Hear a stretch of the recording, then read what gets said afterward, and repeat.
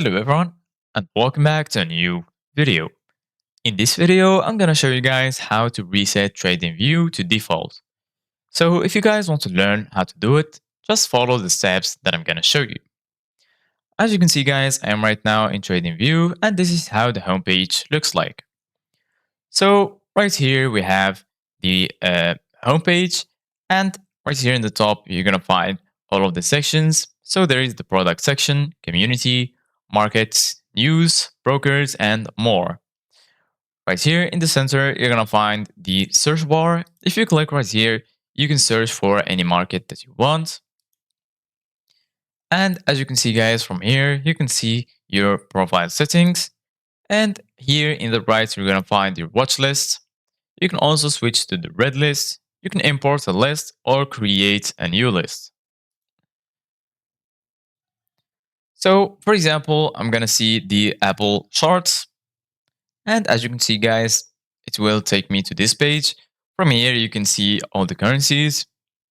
You can also see my primary listing. And from here, you can see on super charts. From here, you can get widgets. You can see by area or by candles. You can also take a snapshot and you can launch the full chart view.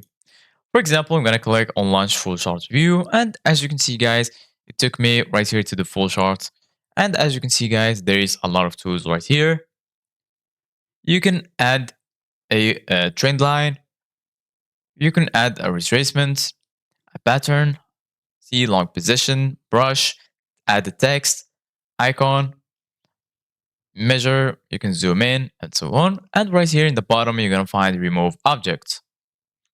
So basically guys, if you want to reset the chart, just go right here, click on remove objects.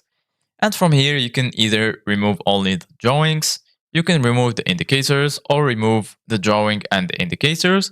I'm going to click on remove drawings and indicators. And as you can see guys, the chart has been reset. Thank you guys for watching. See you guys in the next video.